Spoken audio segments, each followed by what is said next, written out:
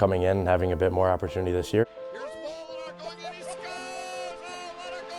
Oh, what a goal! It was kind of just continuing to trust, the process that we were working at. Molenaar, his second of the night. Got themselves refocused, and there it is, the hat-trick! Joey Molenaar has got the hat-trick on the rebound. Let's see some hats, people. Things are obviously starting to click a little bit more than they have in the past. Joe, in your first 3 years here at St. Cloud State, you averaged less than 3 goals a season. This year, you already have 6 goals, including a hat trick, and you were named NCHC Forward of the Week after the Miami series. It's only November. I need to know what you're eating in your cereal, because if we could bottle it, we would be millionaires. Was it the off-season workouts? Was it more ice time? What was it?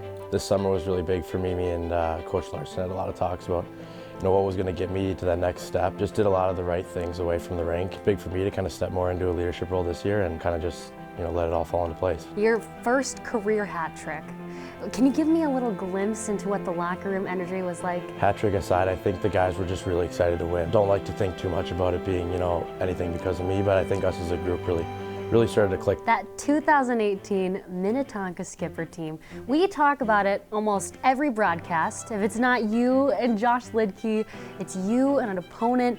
It seems like these guys are everywhere in college hockey, so what was it about this Skipper team that created so many good college hockey players? It's probably a testament to just Minnesota high school in general. Josh and I are here, obviously. We've had teammates from plenty of different schools that we've played in college now. It's fun to see them when they come to town, but it means a little bit more. What's your earliest memory of you lacing up the skates for the first time? My grandpa always tells me a story about how I was on the ice. My mom called him kind of in a panic because I was just like, get me out of here, I can't stand this. Now I'm playing college hockey, but at the time it didn't look that way. You had a very special coach growing up. Your father, he unfortunately passed away when you were 12, but he has had a huge influence on who you are today and your career path that you've chosen. Can you talk about that? My dad obviously was my best friend growing up, and the way I am is because of him. Hockey was a big passion of his, and losing him at a young age was tough, but I'm forever grateful for all the time I got to spend with him. And now that I'm 24, getting able to keep playing that game is pretty special to me. If he was still here with us today, what do you think he would say to you? First and foremost, I think he'd tell me he's really proud of me. And then it's a hypothetical question I think about a lot. To be able to see him and talk to him would be really special. And him and I used to talk about college hockey a bunch. That was a goal of his he wasn't really able to live out. So he always told me, no matter what, do whatever you can to get to that level you want to. You're shining this year, and we're not even halfway through the season.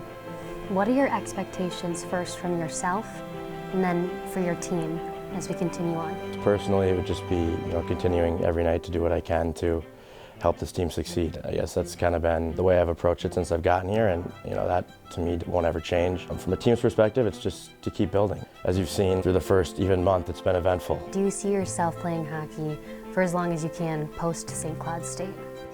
I like to take it 1 year at a time. That approach is gonna benefit me specifically in just being able to enjoy this year and enjoy the time with the guys here, and hopefully we can do something special.